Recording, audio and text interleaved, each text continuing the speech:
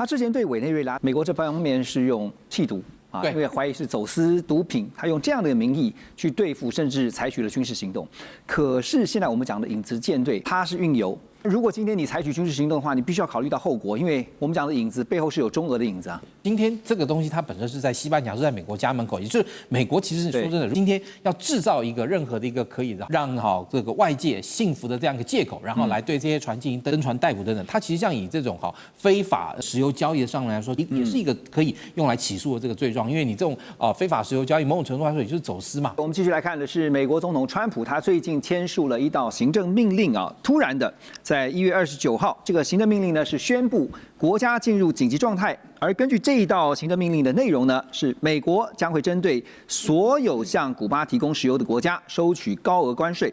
川普还指控他说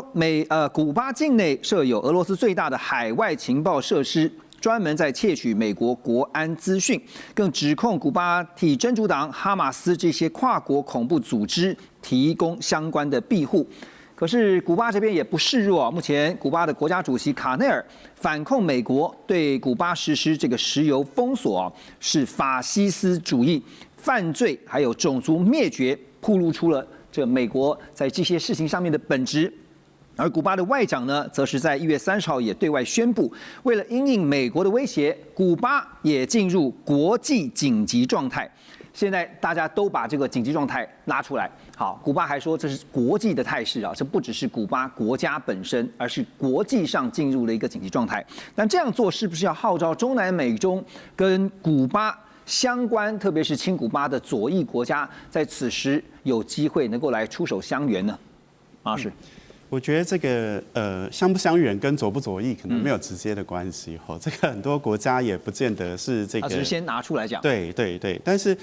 我想古巴现在为什么川普会对他这么的咬牙切齿？刚才主持人提到，就是俄罗斯在这边有情报站，我觉得这个非常重要。那除了俄罗斯之外，中国有一个141项目，就是这个141 project， 这个 project 里面替中国在古巴设定了这个监听站。那这个监听站从2019年到2023年，就是现在的总统这个卡内尔他执政的期间，2021年上台以后，其实扩张了4倍所以我觉得美国没有办法容许有其他域外的大国在他的势力范围之内，特别是这一次 NSS 把这个西半球当成是美国势力范围，那美国没有办法允许域外的大国在西半球的事务里面插手。特别是中南美洲，那现在偏偏中俄不断在这边有这个军事活动跟插旗，然后2025年就去年10月的时候，这个俄罗斯国家杜马也通过跟古巴的这个军事合作协议。那我觉得这些迹象全部让川普政府会觉得这个地方在搞这个共产党的复辟。或者是这个过去共产国家的这个联盟，那我觉得川普是没有办法容忍这些，然后其他我觉得都是枝微末节的理由。那他的方法其实就很简单，就是限制古巴的石油进口。那这件事情对古巴来讲是非常致命的，因为过去委内瑞拉可以稳定提供它，但这个马杜罗被抓以后没办法。墨西哥现在已经被美国政府说服了，就不卖了。那墨西哥政府这2天说不卖。古巴石油，那剩下来就哥伦比亚也被川普收复，所以在看起来现在周边国家并没有任何国家敢去援助古巴的状况底下，也就是说，美国把整个拉丁美洲划分很清楚，说这就是我的势力范围。是，然后我觉得中俄有一点难插手，因为中俄在这附近没有军事基地，鞭长莫及。对，鞭长莫及。然后他要援助这个石油过去的话，也要经过海运，基本上美国的海巡基本上还是可以拦。所以我觉得这个有点远水救不了近火啊。那当然，在联合国层次或国际社会层次，这2个国家可能会帮古巴说些话，但是我觉得终局来看，还是要看卡内尔最后跟川普他们能够谈出什么样的结果，可能还是要靠谈判，要不然古巴我觉得他不太容易承受这一波的制裁。从现实上面，就是说，即便是宣布进入了国际紧急状态，但对于古巴来讲，其实效用都不大。效用不大，因为它不是国家紧急状态，它也没有开始动员，它只是外交部长发一个声明说，现在这个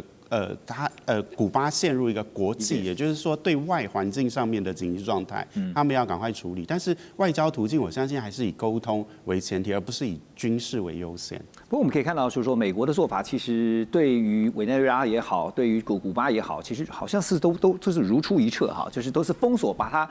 这个尤其是在经济上面进行封锁哈。这次对于这个古巴的石油禁运哈，因为他知道这个是古巴的要害，古巴的主要石油来源呢其实是墨西哥啊。根据这个墨西哥国营石油公司的最新报告表示呢，这个2025年1月到9月30号这段期间，墨西哥每天向古巴运送将近有2万桶的石油，而讲到了石油啊，其实在距离古巴不远的委内瑞拉外海。现在在这个海域当中呢，有着大量悬挂像俄罗斯、巴拿马还有伊朗等国国旗，来规避美国制裁载运石油的一个这个船运的船队哈。那被外界形容说是影子舰队。那追踪全球石油的产业情报分析机构叫 Kepler， 他们就估计说，影子舰队包括大约有1470艘油轮，在2025年里面呢，总共运输了37亿桶的石油，占全球原油流通量的6%到7%，所以这个量还算蛮多的哈。那古巴附近有这个大量的影子舰队，他们会是变成现在美国说要进行石油禁运规避这样的其中一个方法吗？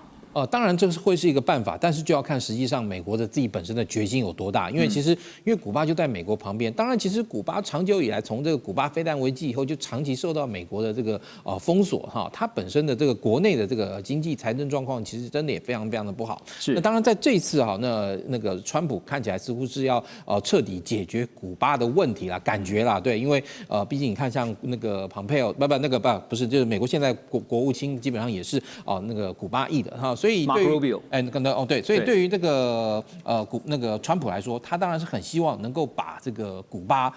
等于说长期在美国佛罗里达州南方的这个重要隐患能够一次处理掉。但是当然，这个影子舰队是不是能够长期以往也的确提供了这个古巴相当多的这个燃油等等。那但是你说这个东西那个他这一次如果美国开始强力的用政策上来进行的时候，那这时候这些影子舰队，我相信在这个当下也必须要去避其锋嘛，对不对？如果美国雷厉风行说你现在如何，如果你不如何我就如何的时候，那这个时候对于这些从事海上贸易的人来说毕竟这个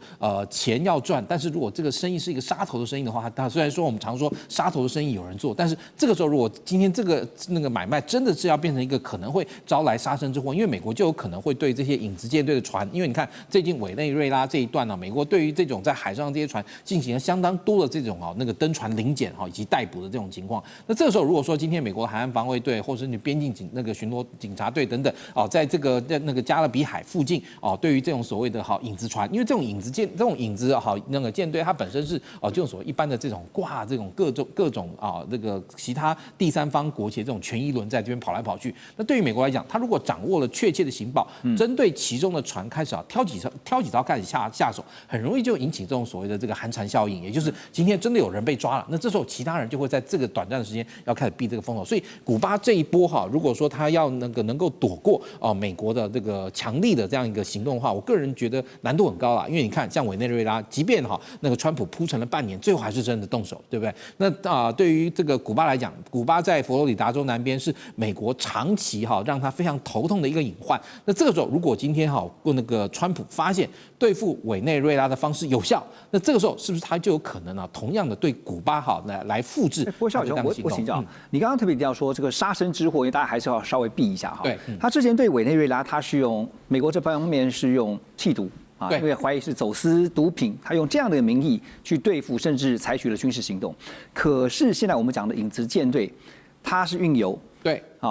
但如果今天你采取军事行动的话，你必须要考虑到后果，因为我们讲的影子背后是有中俄的影子啊。对，但是我刚刚意思就是说，今天这个东西它本身是在西班牙，是在美国家门口，也就是美国其实说真的，如果他今天要制造一个任何的一个可以那个让这个外界信服的这样一个借口，然后来对这些船进行登船逮捕等等，它其实像以这种非法那个石油交易上来说，其实也是一个可以用来起诉的这个罪状，因为你这种非法石油交易某种程度来说也就是走私。嘛，对不对？走私的话，那对美国来说，如果今天你对我认定那种敌对的这样一个政体，然后实施了这样一个石油的输运，我就认为你是对我是这个非友善的这个情况下，那这个时候再加上我们刚刚讲，有一地方就在美国佛罗里达州南边，古巴就在那里，然后它离美国实在太近，所以对于其他周边，刚刚你提到，不管伊朗也好，俄罗斯也好，中国大陆也好，对他来说都是一个鞭长莫及的这样的情况。所以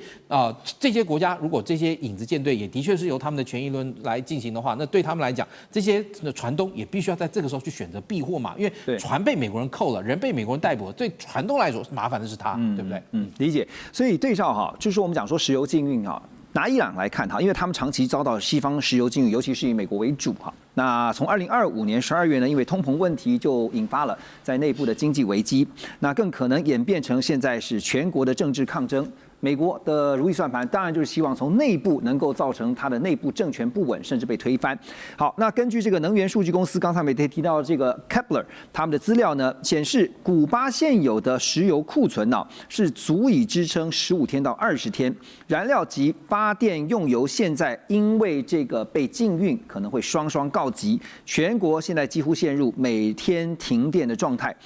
那其实，在古巴这边，美国在1961年曾经用军事行动，它军事介入古巴，却惨遭失败。当时是美国支持一支1400人左右组成的一个反政府突击旅去登陆古巴的朱罗湾，结果最后是全军覆没。当时呢，也被称为是朱罗湾事件啊。所以，如果现在照着川普的如意算盘，他希望古巴政府倒台，钟老师，但是又要避免当年。虽然说现在时空有转换，可是为了避免当年的朱罗湾事件要重演，因为这是美方所不乐见的，战略上会如何调整？在讲到朱罗湾事件的时候，我必须提醒啊，那时候总统是美国最受欢迎的这个甘乃迪总统啊，那所以其实在到底有没有可能就是要政权转移？然后川普到底会做出怎么样一个？所以我觉得这主要有2个很大的一个观察点可以来看。第一个，当然就是总统个人，甘乃迪总统，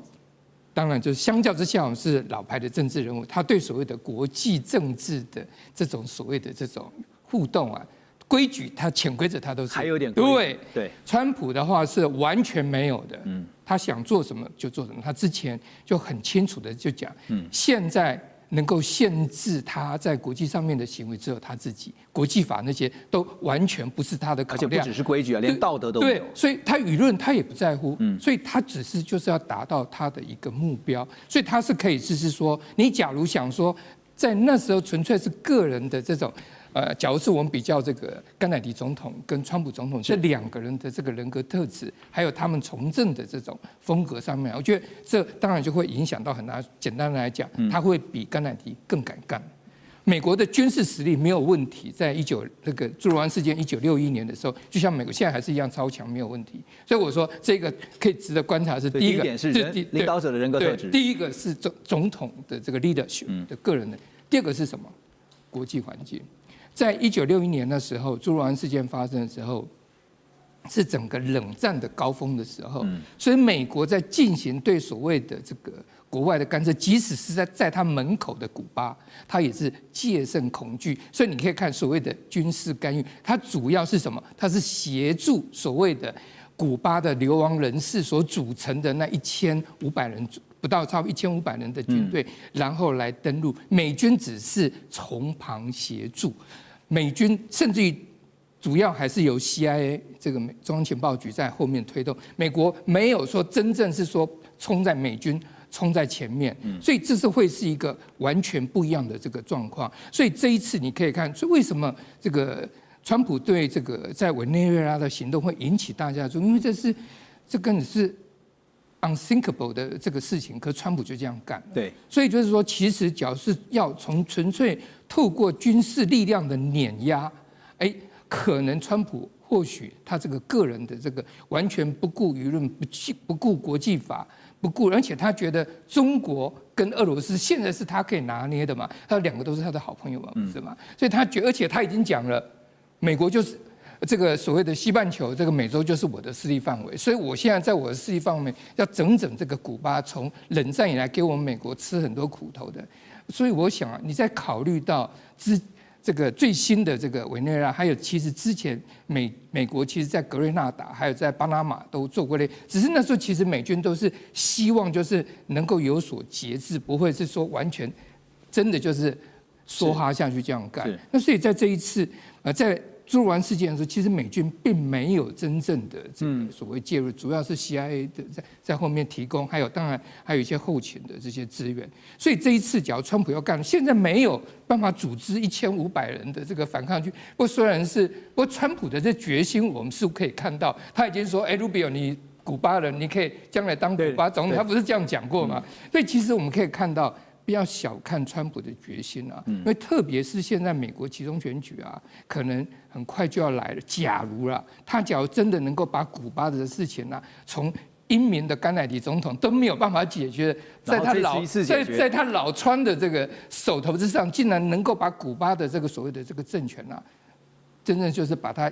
摘除掉，然后所谓的放置对选情有帮助。对，这纯粹就是对美国的这个选情，这是他现在是。很重要的一个考量。您刚才也提到说，国务卿 Mark Rubio 其实刚才孝伟兄也提到哈 ，Rubio 其实他就是古巴流亡的人士的后代哈，所以他也是对于这个古巴现在执政的共党政权是除之而后快。但是究竟能不能够真的如美国所预期的，现在的石油禁运让古巴妥协，就等接下来看如何观察。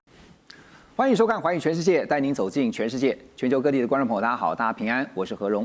两岸大事国际焦点深度剖析，打开视野。透过 YouTube 收看朋友，请您帮我们按赞、订阅、加分享，动动手，开启小铃铛。也欢迎您告诉我们在哪个城市打卡收看。当然，欢迎大家多多的跟我们交流一下，表达您的观点与看法。来，欢迎今天3位来宾。首先是前大使、资深外交官金文基大使。何荣好，各位朋友大家好。另外，清华大学 EMBA 讲座骆秉宽老师。何荣好，大家好。还有淡江大学战略所兼任助理教授接仲老师。好，主持人好，各位观众大家好。好，这个礼拜直到现在为止，大家都在问一件事情啊，在中东地区的局势到底会如何？这个伊朗会不会被美国给打了？那美国总统川普对于要不要对伊朗动手啊，这2天也看到他亲自的介入啊，暂时叫停了原定对伊朗的军事打击计划。那伊朗方面呢，也在关闭领空之后呢，又重新的开放他们的领空。川普表示，因为呢，他收到了情报显示，看到伊朗的局势有降温，美国动武的理由正在减弱，而且他指出，德黑兰方面正在寻求和华盛顿谈判。美国对伊朗出手啊，其实也不是第一次了，因为呢，在去年2025年的6月，美军发动了午夜铁锤行动，当时出动了125架军机，那其中包括了有7架 B-2 隐形轰炸机，那么轰炸了3个核设施。再往前推看一件事件，就是2024年的9月。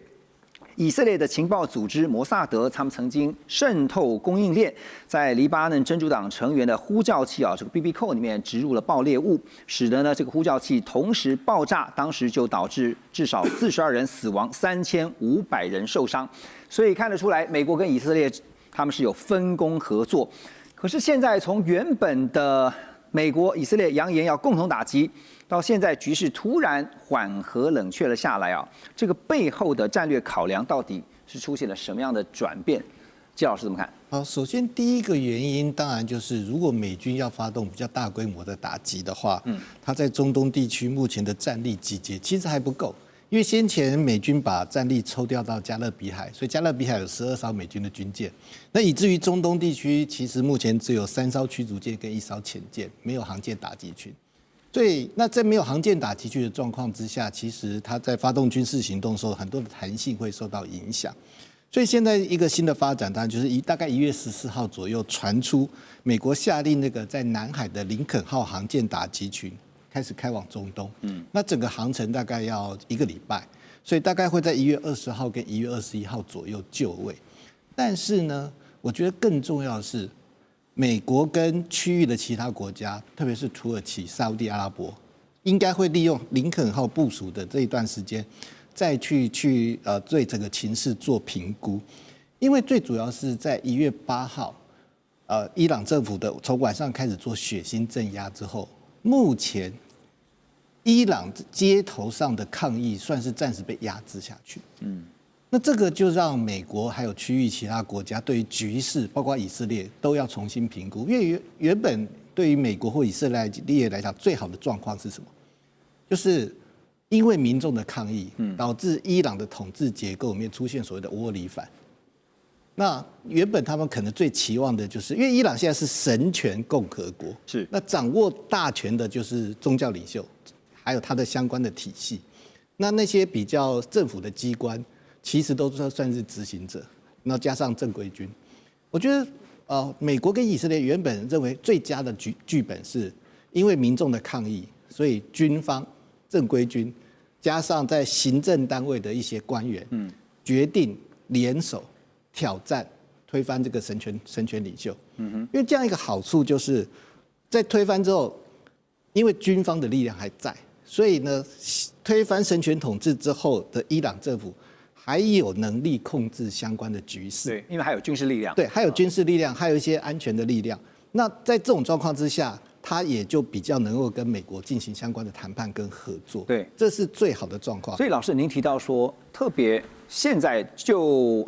神学士政权掌权的伊朗当局、领袖当局领导当局来讲，他要怎么样去防范您刚刚提到的窝里反因为避免里应外合。委内瑞拉的例子看到了哈，如果是里面如果有内奸的话，很容易就被推翻。我觉得现在状况就是1月8号，伊朗政府开始血腥镇压，那个镇压的规模感觉上是连军方都参加。所以就让所谓的窝里反的状况基本上没有发生，就代表正规军还是决定跟这个神权统治、神权领袖站在一起。是。那如果在这种状况之下，其实对美国来讲，或者对以色列来讲，最坏的状况反而变成好。如果今天在美国跟以色列对德黑兰的军事打击之下，再加上民众的抗议，德黑兰的统治突然崩溃。但这个崩溃之后，因为德黑兰没有一个有力的体系可以掌控大局，然后这些神权系统加上革命卫队，其实在伊朗各地都还有影响力，所以在这种状况之下，第一个可能变成伊朗内战。那一旦内战的话，对于美国跟以色列，特别是土耳其等，他们就会担心，第一个，尤其是在伊朗周边接壤的国家，难民，因为他们都看到之前叙利亚的状况，然后大量的难民出逃。是。所以你现在会发现是说，在跟伊朗附近的卡达、沙烏地阿拉伯跟土耳其都公开表示不希望川普发动军事行动。他们就是担心，万一伊朗中央统治突然崩溃，变成内战，第一个大量的难民。那我觉得对以色列来讲，他会担心的是，如果伊朗丧失中央统治，他那些核设施会不会外流到不该流的身上？反而现在的状况，他们华府内部可能有人会认为说，现在的伊朗政府虽然还是个集权统治，但是因为他在外面的很多小弟，哈马斯、真主党都被剪除了，现在大概就是要也门的青年运动。是。那伊朗在这个状况之下，其实要再去支持青年运动的力度也降低，所以在这种状况之下，那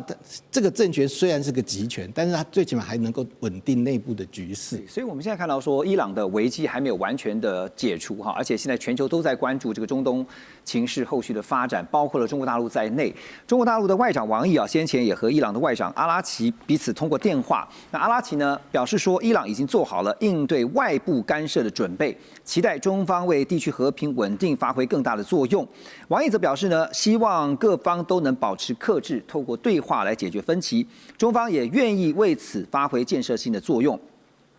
中国大陆外交部呢，还特别在官网上发布了新闻稿，指出说伊朗外长呢在电话当中通报了伊朗局势最新发展，也强调最近在内部发生的骚乱是外部势力所煽动。现在看起来中方非常的关切，可是中方对于中东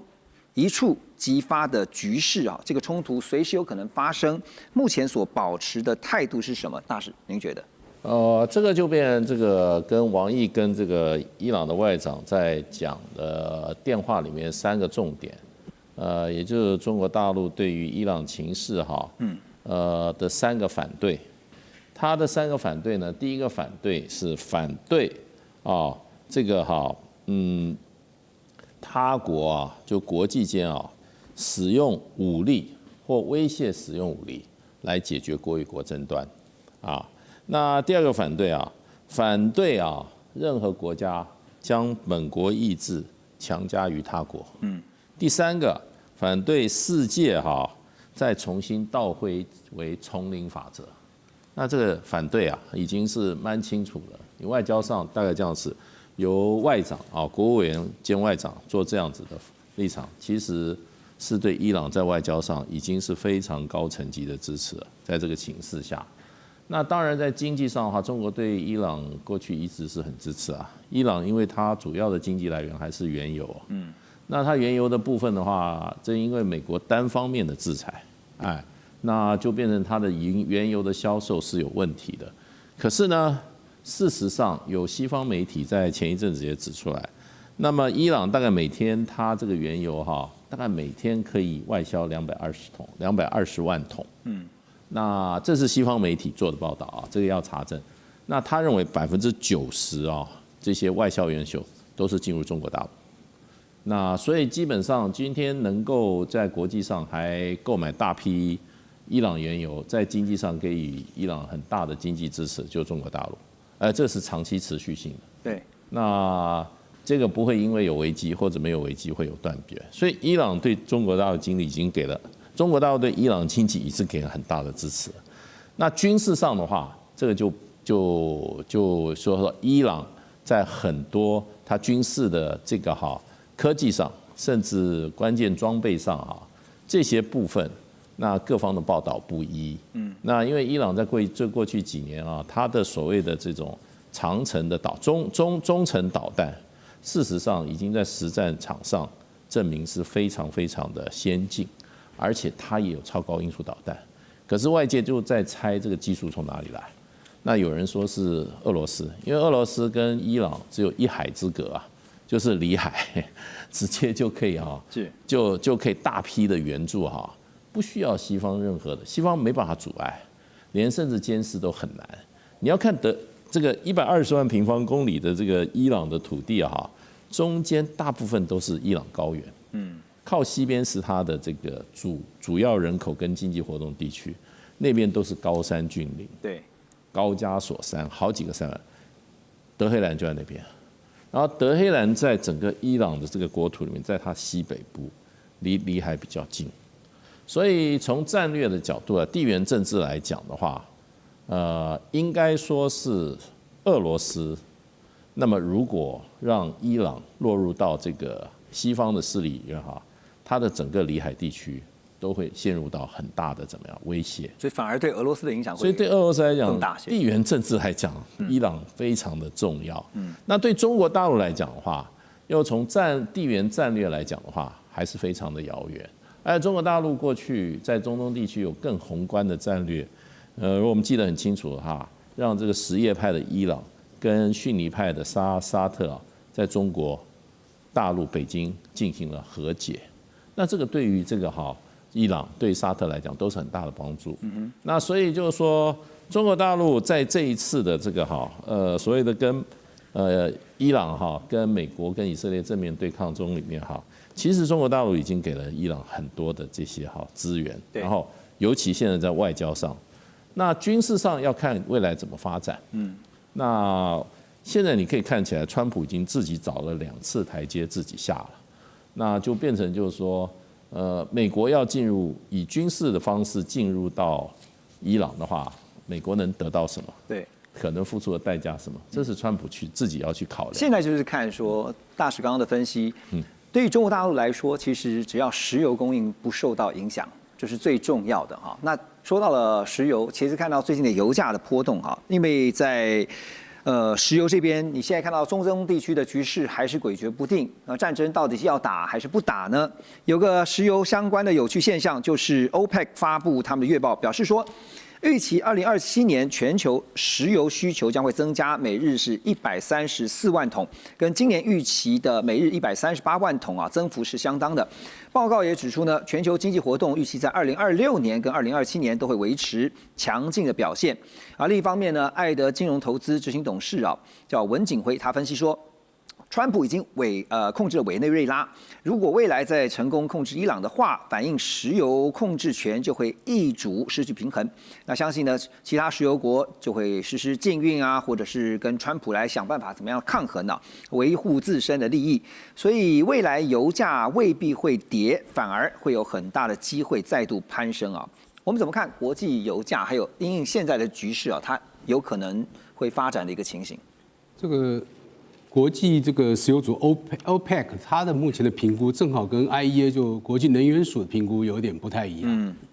国际能源署是没有那么乐观的。那如果以这个波斯湾国家来看的话，目前的这个油价还是平稳的，没有受到这次伊朗目前的风暴影响。因为最主要是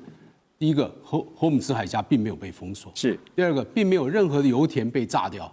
第三个，没有任何的石油生产国家宣布停产。这3个原因都没有发生。所以这个风暴并没有发生。那我们过去20年，市场早就习惯了说，这个中东啊，每次都有这个危机的疲劳症了。就是说，伊朗要报复了，美国所有的方案都放在桌子上了，中东局势高度紧张。但是最后呢，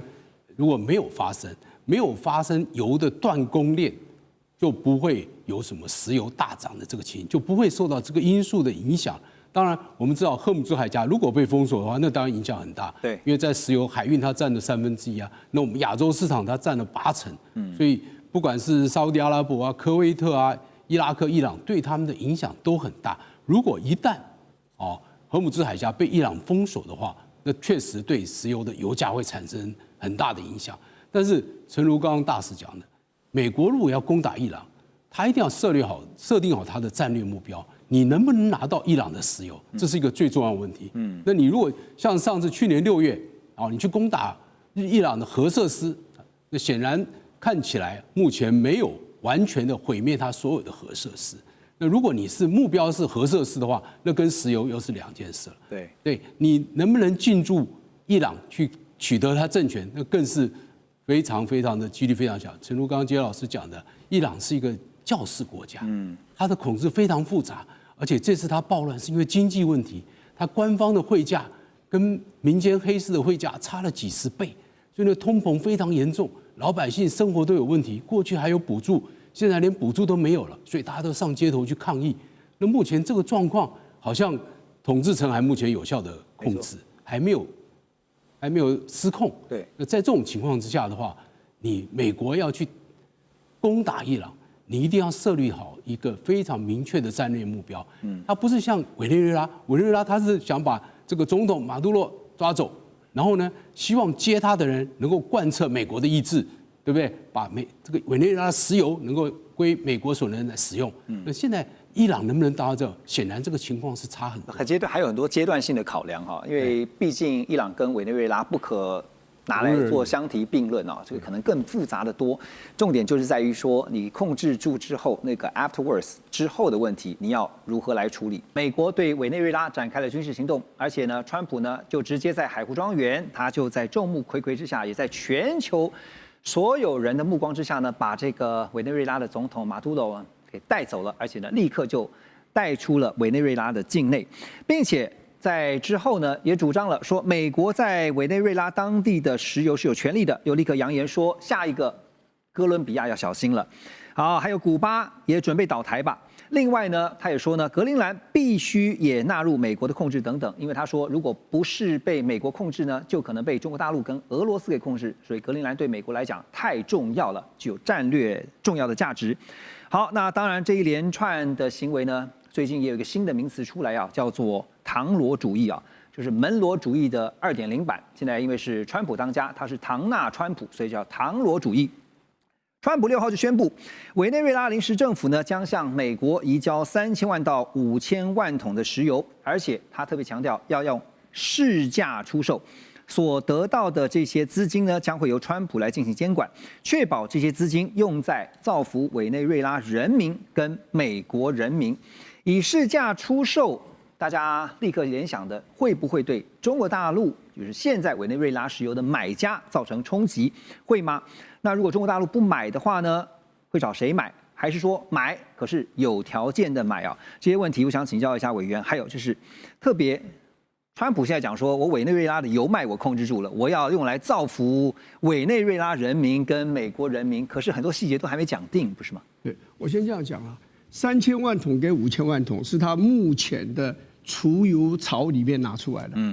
那过了这些呢？这3000万到5000万桶看起来很多，其实不多一下就没有了。然后接着川普的讲法，他用个 ownership 嘛，他拥有嘛，他拥有这个，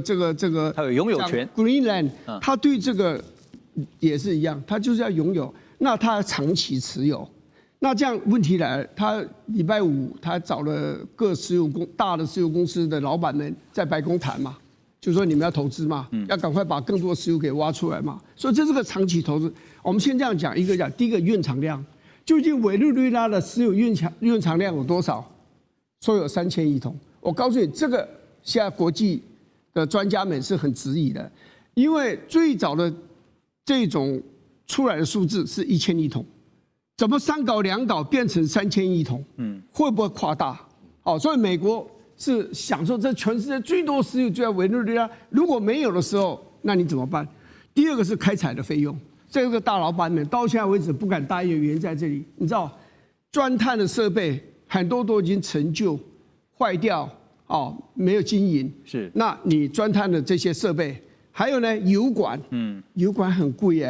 然后接着。道路，你要有道路才能够去进行这些搬运这些设备嘛。还有就是这个所谓的港口，你的港口呢，另外你的那个港口的设备呢，不是只有港口，港口要有特别的能够把油给运上船的这样的一个设备，还有一个电力，更重要一件事，治安的问题。你这个国家是很乱的国家，你的这个因为怎么讲啊，公权力是有问题的。治安那些怎么办？采油、探油的地方是在很遥远的地方，那个地方的治安情形怎么样？根据估计，美国的这些大石油公司如果要让这些石油大量能够生产，每年要投100亿美金，要连续投10年，就是1000亿美金投完以后才开始有回收。那现在就开始讲了，好了，你把这个石油生产出来了以后，按照克鲁曼这诺贝尔奖的得主这2天讲的话。你因为你的发挥这么大，你1桶要卖80块美元，他说用市价来卖，那谁要买？你的对啊，那你如果80块美元的话，我请问你，你有竞争力吗？他讲了一件事，西德州的石油，期货56块美金，然后56.29美元，美国的页岩油62块美元，还有这个他那边的开采叫 Orinoco 那个 Bell 那一带。那开采的费用会非常的巨大。我刚还特别查了一下，西德州的原油最新的价钱是59.12，那你现在卖80块美金，到国际市场谁给你买？布兰特的原油也只有63块美金，还有这个杜拜的原油61块7毛9，你卖80块钱，谁给你买？还有你刚刚讲到中国大陆跟俄国的问题在这里，你知道他们都。委内瑞拉跟这2个国家都借了很多的钱，所以他用石油来偿还，所以中国大陆2家公司可以取得44亿桶的石油，然后俄国可以取得23亿桶，这个是协约大家签下来的。你美国敢讲说，那你俄国跟中国大陆你量到一边，你们自己投资失败了这个一滴油都不给你们，你觉得他可以做得来吗？川普会。因为他说什么，在我眼里都没有国际法，那不会那么夸张。如果是他讲的这么伟大的话，乌克兰战争早就结束了。如他所讲，20小时就结束。俄国人并不怎么买他的账那你这2个国家加起来，一共有67亿桶的石油，就不要了，就让你美国挖出来，然后把它卖掉卖不掉不知道，就让你在那边全处置。我觉得没有那么容易的事情。那简单请教您因为。中国大陆在南美、中南美其实投资行之有年，“一带一路”这个部分这个影响会是怎么样？其实到目前为止，在中南美洲投资最大的是中国大陆，不是美国。你看像秘鲁到处像港口什么，它都投资，跟巴西买这个大豆跟阿根廷也买大豆，而且已经布局很久了。对，还甚至有卫星的这个接收站的，所以他花了很多的时间经营了非常久。你美国现在美国现在当然开始介入，只是他介入的手段，拉丁美洲人要不要买？譬如说，你说你进攻委内瑞拉，因为委内瑞拉这个总统包庇这个贩毒，是，那你为什么把洪都拉斯的前任的总统在美国法院判45年开始坐牢了，你就一口气赦免他，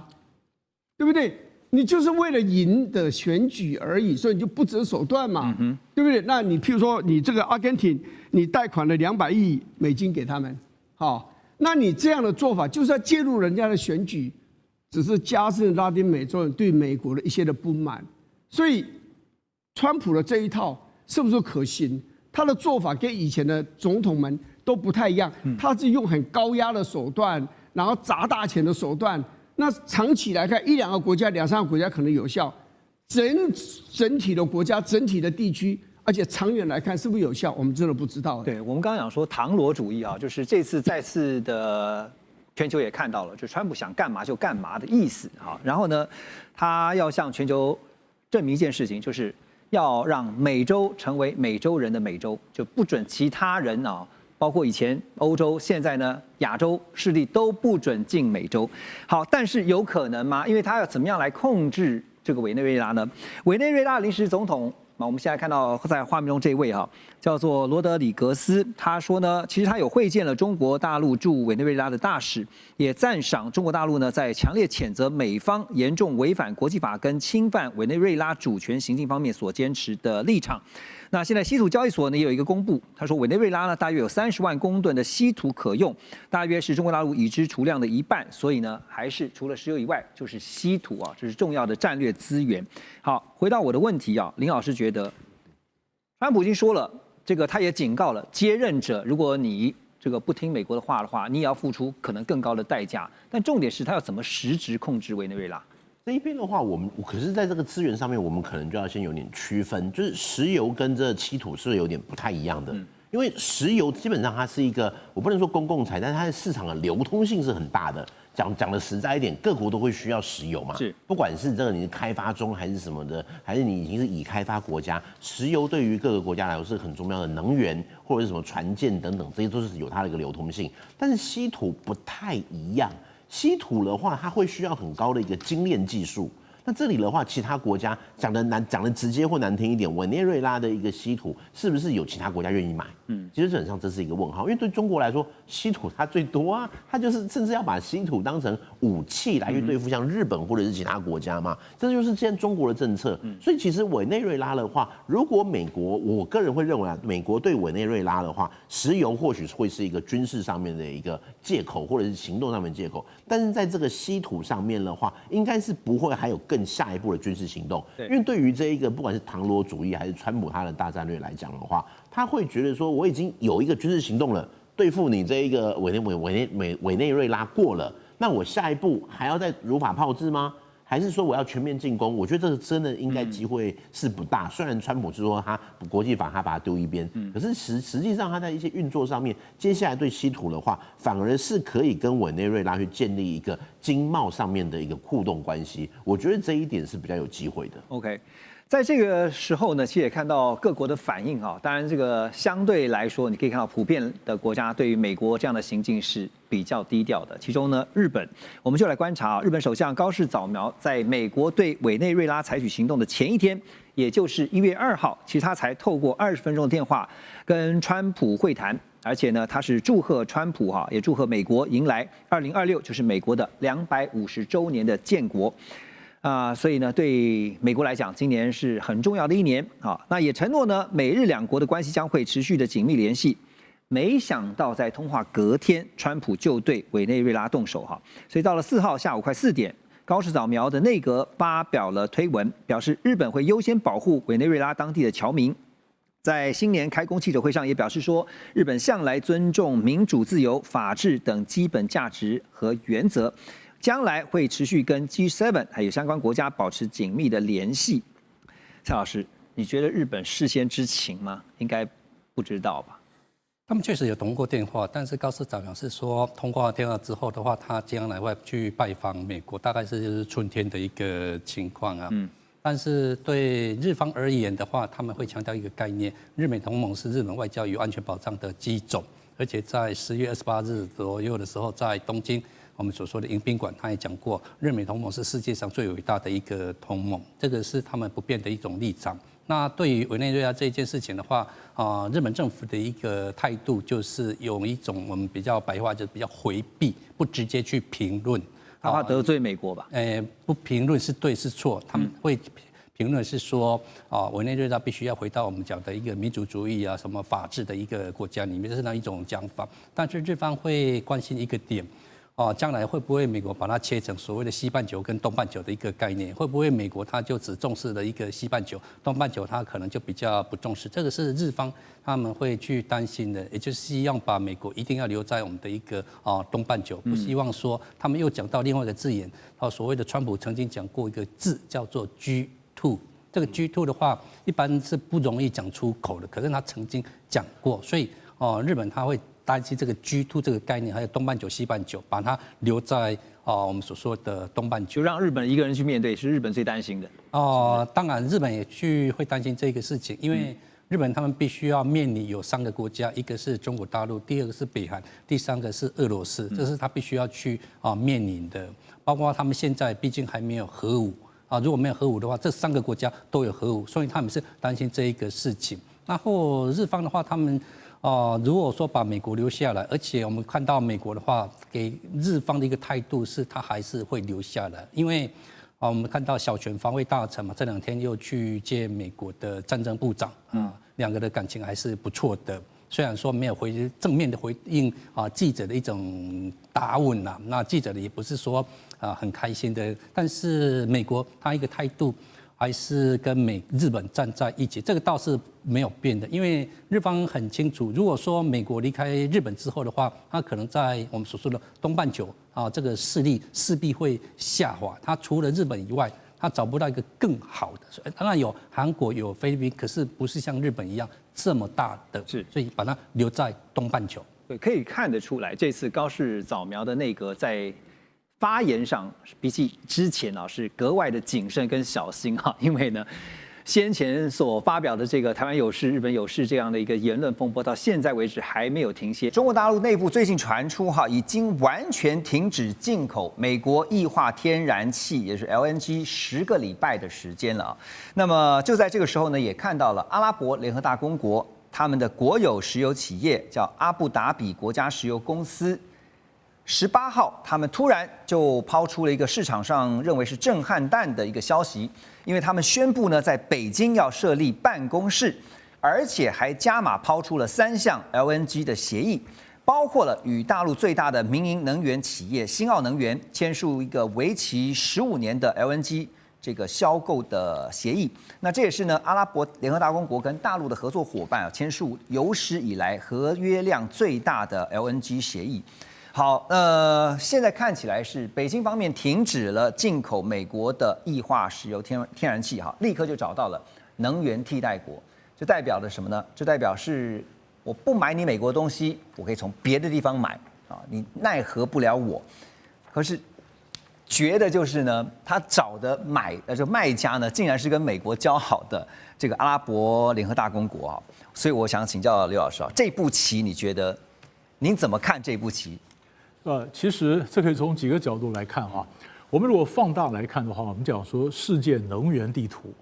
能源地图就是你说油气从哪一国到哪一国，所以能源地图有几次的变化。这样的话，那么当年美国页岩油开采的技术突破之后，美国从石油进口国变成石油出口国了。那么变出口国，这能源地图第一次改变。然后你会发现，俄乌战争这就是第2次的改变本来是欧洲呢，比如说跟这个俄罗斯去买油气现在就转了跟别的国家去买了，对不对？所以能源地图第2次改变。那么这次呢，当然也晓得，中国大陆的它的能源的来源就是说 LNG， 它过去不跟美国买。不管如果说这个消息是确实的，然后他确实决定不买了，然后那很显然他又转向个来源，那能源地图又一次的改变就是从能源地图来看。然后第2个呢，你从这个中国的角度来看，那中国大陆其实一直很努力的在经营中东，在不管是调解这个沙烏地阿拉伯跟伊朗的冲突不管说的中东什么，好像美国现在你要撤出中东了，那我就趁机。来补这个空缺嘛那我在整个经营我中东的一个大的一个计划，所以中国有它整个中东政策，所以这个跟这个阿联酋呢买这个其实其中一个部分而已那第3个，你说从中东这一端看过来，中东这一端其实也看到美国现在不是很可靠因为美国现在就把重点从中东出来搬到印太嘛。半印太，所以连沙烏地阿拉伯也想说他要走他自己的路，对不对？只是现在就以前的拜登时候了，现在川普当然跟沙烏地阿拉伯关系不错，可是沙烏地阿拉伯也在想，不错归不错，但是我要强调我中东那个自主性，我中东的重要性，要不然的话，你说俄乌战争停火，为什么沙烏地阿拉伯要出来说，在沙烏地阿拉伯谈判，对不对？就沙烏地阿拉伯要扮演一个角色，那中东不止沙烏地阿拉伯嘛。那你有这个海湾国家也想说，那我中间也可以扮演一个什么角色？那么扮演什么角色不等于跟美国翻脸，但是我可以强调我在中东或者起码区域事务的话语权。所以中东要争取一个新中东的一个角色。那么中国在中东的布局，以及这个国际形势造成的能源地图的重划，所以才我们今天看到这样的一个新闻。因为最近不是才看到。最新的就是美国又进行了新一轮对于也门的这个轰炸啊，那当然后面呢，大家会想到是说要牵制，包括要威胁伊朗啊，因为呢在背后就会看到说这是跟能源的供应相关的哈，所以如果今天中国大陆找上了阿拉伯联合大公国的话，这个美国就没话讲了，是这样？对，这个就很有意思了。早上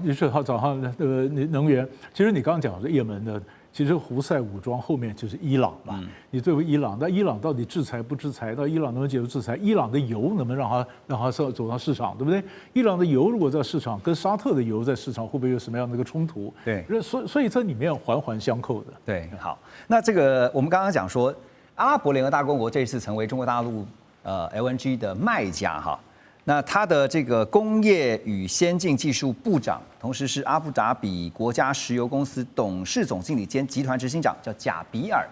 他说呢，携手中方合作伙伴，进一步挖掘能源产业链各环节的潜力，而成为中国能源安全的助力。所以让他就是这个阿拉伯联合大公国一下子就把这个能源合作拉高到能源安全的这个国安层级啊，当然背后是有它的政治意涵的。不过这个 LNG 液化天然气呢，其实是所有工业的命脉啊，所以请姜老师告诉我们一下这个 LNG， 因为其实台湾也非常仰赖 LNG 的进口哈，对于 LNG 它在产业的应用端，它的重要性在哪里 ？OK， 这个分成2个部分呢，我们先讲，其实。看到这个执行长他讲了一句话，就是助力中国能源安全。我觉得这个是非常美国川普政府非常注意的一个点。因为各位回到2月7号，其实石破茂去拜访川普的时候，他就说要送给美国1兆美元的的订单，然后呢要协助美国在阿拉斯加挖油田去弄那个 LNG， 要投440亿啊。我觉得我觉得这个下去，我觉得川普应该这几天应该会跳起来。那再回到什么是 LNG？ 那各位其实在家里我们都统称瓦斯啦。那一般其实瓦斯有2种，一种是用那个瓦斯瓶装的那个，其实叫做液化石油气 LPG。好，那里面它的成分是丙烷、丁烷，好，那就是我们家里用的东西。那液化天然气呢，我们叫做 LNG 嘛，哈，它里面的成分主要是甲烷、乙烷、丙烷，哈。那烧完它只会有水跟二氧化碳，所以目前来说它是相对于干净的石化燃料哈。那这个 LNG 在开采运输，它部分都取大概是2种运输方式，一种是陆运嘛，就是拉管线，像比如说俄国一路拉到欧洲去。那还有一部分，台湾或者是海岛国家会需要就是用船运哈。那其实我觉得可以看一下最近的一些相关的产业它的一些状况。那因为做这个船，它一艘15万公丙的液化天然气船，大概做的时候大概要80亿台币，80亿元，所以我不可能今天要明天就有，所以我们可以看一下这阵子的一些相关产业它的动向，我觉得可以大概知道说，未来会大概怎么走。OK， 所以还要让这个数字跑一会儿，要看一下这接下来的这个消长是如何。因为毕竟沙烏地阿拉伯直接我可以拉一条线就拉回中国嘛。对，而且刚刚您有点到一个重点，就川普怎么可能会善罢甘休呢？好，因为回想白宫在3月份啊，那时候才高调宣布一件事情，他就说呢，阿拉伯联合大公国承诺将会在未来10年内将美国投资多达1.4兆美元啊，折合新台币大概是高达有46.2兆新台币。那这个白宫就表示说呢，这笔巨额的投资将会涵盖人工智慧啊、AI 的基础建设，还有包括半导体啊、能源，还有美国制造业啊。所以呢，就回到了川普的竞选口号，一直到最近啊，你可以看到他的发文 ，always 在这个最后一句一定是 Make America Great Again。但是呢，他在这一次跟阿拉伯联合大公国的合作投资上面啊，他说钱带回到美国来。不只是 great again， 而是呢 make America wealthy again 啊，就是让美国再次的更富有啊。这个承诺当然是由阿联的国家安全顾问叫做塔农本阿勒纳哈扬啊，跟川普在会面之后所做出的声明。所以回到我们刚刚所讨论的，就是阿联想要两边押宝，一方面呢对美国承诺说我投资1.4兆。当然就是正中川普的下怀，因为呢，川普就是说钱要带到美国来，那我把钱带去美国啦，我这个让你这个满足你要的东西，可是这样子，他能够就换到刚刚讲稳稳出口 LNG 给中国大陆，然后赚人民币吗？其实他在这里哦，就天然气出口来讲，阿拉伯联合大公国跟美国是竞争者。因为他们过去，你刚刚刘老师讲，本来过去以前呢，美国是进口石油跟天然气，但现在它是出口。那你既然是出口国，你就跟